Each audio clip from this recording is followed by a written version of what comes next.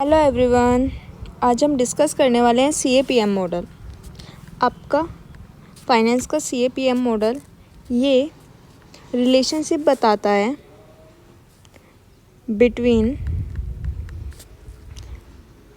Expected return और systematic risk के बीच। Okay, ये सिंपल एक मॉडल है जिसमें हम इक्विटी जो है ना, इक्विटी की कॉस्ट को हम कंप्यूट करते हैं, मतलब कॉस्ट ऑफ इक्विटी। इसमें एक फॉर्मूला दिया गया है जिसके अकॉर्डिंग हम कॉस्ट ऑफ इक्विटी को कंप्यूट करते हैं।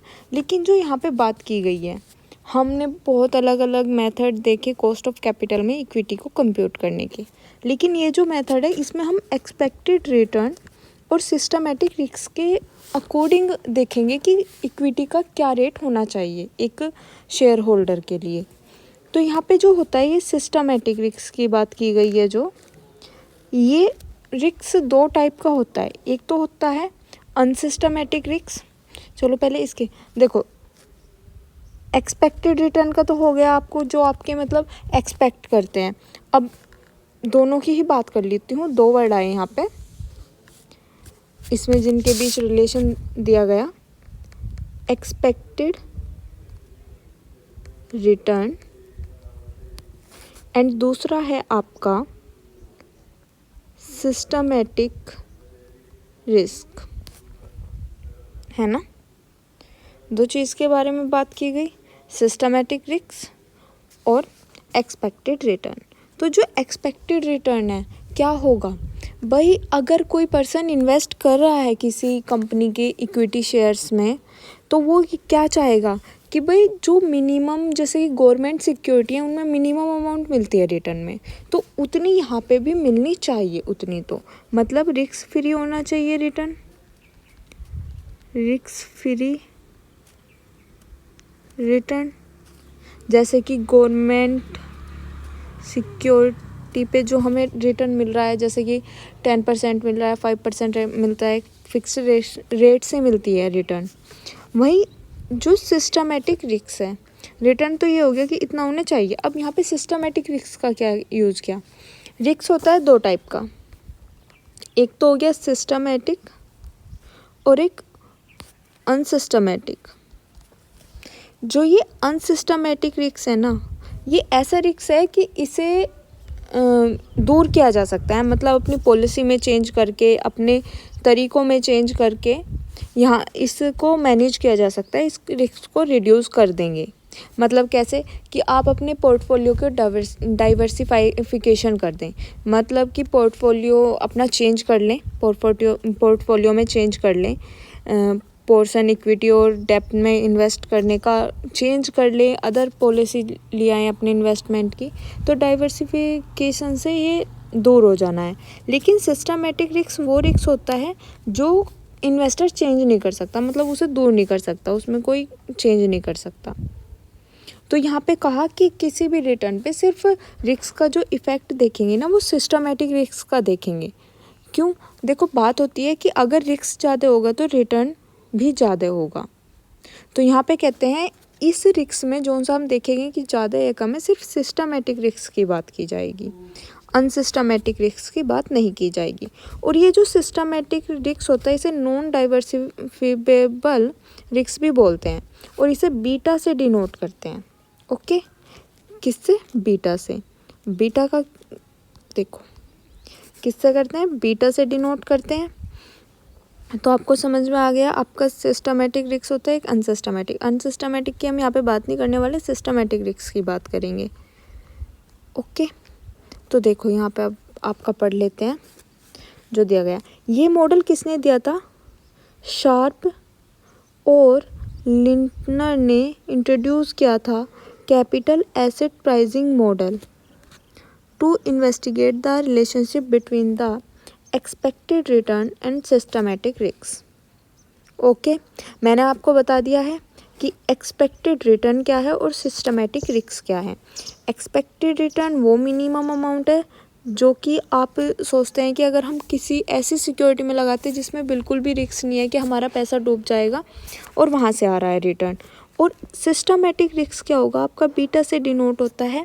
और मैं आपको बताऊं कि बीटा का क्या रोल होता है। बीटा होता है कि percentage change in security return upon percentage change in market return. मतलब जो रिटर्न मार्केट दे रही है उसके उसमें सिक्योरिटी के रिटर्न में कितना चेंज आ रहा है। ओके अगर मार्केट में 2% से चेंज आ रहा है तो सिक्योरिटी के प्राइस में कितने परसेंट से चेंज आ रहा है। जैसे कि मार्केट का प्राइस 10% से चेंज हुआ तो सिक्योरिटी का प्राइस 20% से इंक्रीज़ हुआ।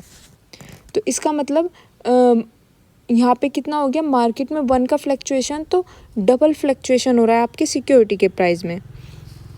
मार्केट प्राइस में 1 का फ्लक्चुएशन हो रहा है तो सिक्योरिटी के प्राइस में डबल। मतलब अगर मार्केट प्राइस 1 रुपीज़ बढ़ रहा है तो सिक्योरिटी का प्राइस डबल बढ़ रहा है, 2 रुपीज़ बढ़ रहा है। ओके और अगर हम ये सिस्टमेटिक रिस्क मार्केट का निकालेंगे तो यहाँ पे बीटा इज इक्वल टू 1 आ जाएगा, क्योंकि हम देखेंगे मार्केट का रिटर्न और सिक्योरिटी के रिटर्न के स्थान पर भी हमें मार्केट का ही देखना है कि मार्केट का रिटर्न में कितना चेंज हो रहा है। जब मार्केट के रिटर्न में कुछ चेंज हो रहा है तो मार्केट का रिटर्न दोनों डिवाइड होके 1 ही आना है। ओके अब यहाँ पे अगर आपका पॉजिटिव होगा बीटा तो आपका क्या होगा, सिक्योरिटी का प्राइस ज़्यादा चेंज हो रहा होगा। मार्केट का प्राइस अगर थोड़ा सा भी चेंज होगा तो सिक्योरिटी का प्राइस ज़्यादा चेंज होगा, वहाँ पे रिस्क ज़्यादा होगा। वहीं अगर आपका कम होगा, माइनस में होगा, तो वहाँ पे होगा कि सिक्योरिटी में बहुत कम चेंज हो रहा है लेकिन वो मार्केट में बहुत कम ज़्यादा चेंज हो रहा है लेकिन सिक्योरिटी में बहुत कम चेंज हो रहा है। तो ये आपके था। इसके अजम्पशन क्या क्या है। रेशनल इन्वेस्टर होगा, इसका क्या मतलब है कि इन्वेस्टर जो होगा ना वो ऐसे नहीं कि ऐसे ही ले लेगा, उसे मार्केट की नॉलेज होगी, वो सोच समझ के डिसीज़न लेगा। होमोजीनियस एक्सपेक्टेशन होगी, मतलब कि जो इन्वेस्टर्स हैं ना उनकी एक सी वो होगी कि वो उनकी सेम एक्सपेक्टेशन होगी कि हमें इतना फ्यूचर रिटर्न चाहिए। रिस्क अवर्जन, ये क्या होता है कि मतलब रिस्क अवेयर्स होते हैं इन्वेस्टर, वो चाहते हैं कि उन्हें कम रिस्क बियर करना पड़े।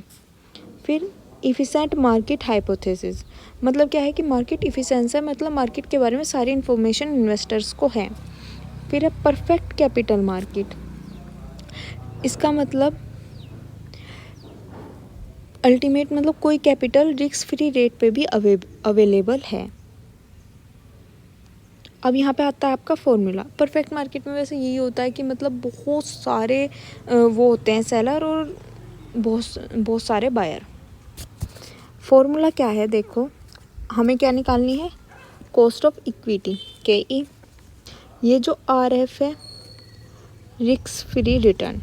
अब इसे रिस्क फ्री रिटर्न कह रहे हैं लेकिन अगर हम डीपली बात करें तो ये होता है rate of return require on A risk free assets.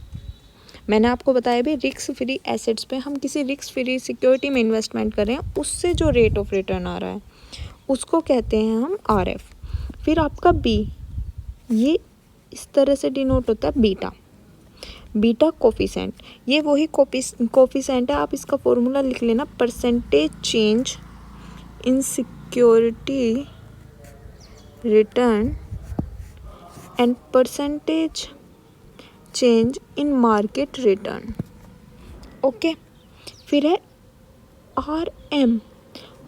RM क्या होता है, रिटर्न फ्रॉम मार्केट, या अगर मैं डीपली बात करूं तो ये होता है आपका require rate of return on market portfolio of assets.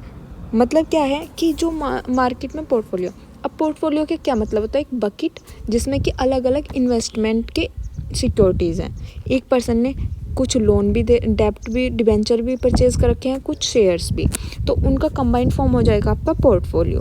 या फिर अलग अलग तरह के शेयर्स परचेज़ कर रखे हैं, अलग अलग तरह के डिबेंचर, उन सब की कंबाइंड फॉर्म जिन जिन सिक्योरिटी में इन्वेस्ट कर रखा है वो आपका पोर्टफोलियो होता है। तो आपके जो मार्केट का ओवरऑल पोर्टफोलियो मतलब सारी सिक्योरिटी से जो रिक्वायर रिटर्न है उसको हम RM बोलते हैं। उसमें से हम रिस्क फ्री को माइनस कर देंगे, ये हो रहा है यहाँ पे RM माइनस RF, इसको हम सिक्योरिटी प्रीमियम भी बोलते हैं।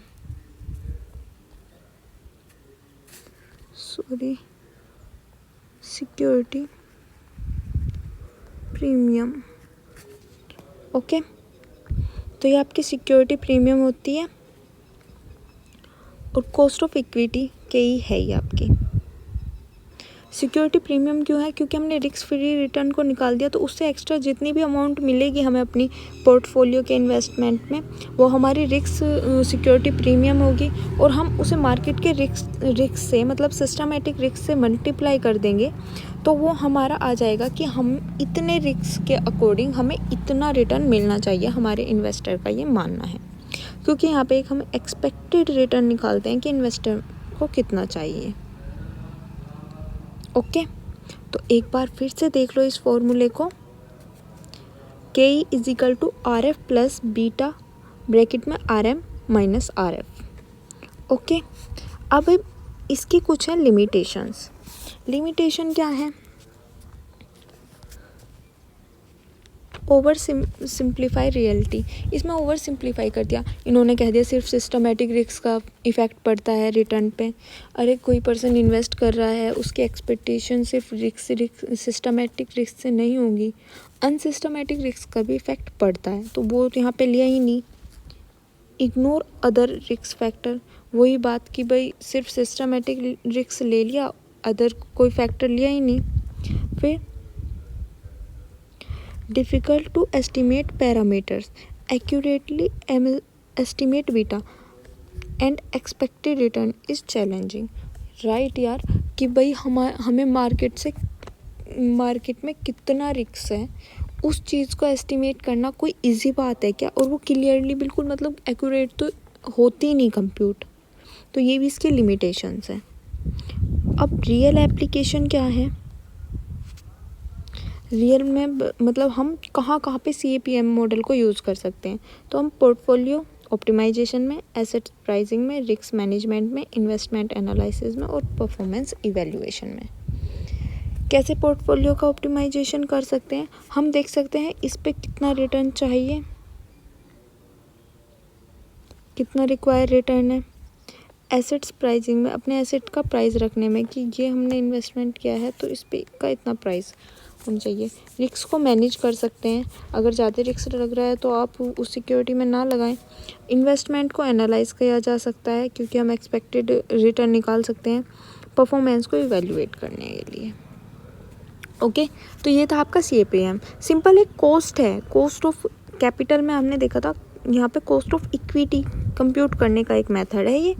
और कॉस्ट ऑफ इक्विटी अगर हम बात करें तो वो रिक्वायर रेट ऑफ रिटर्न है जो एक इन्वेस्टमेंट पे एक इन्वेस्टर को चाहिए।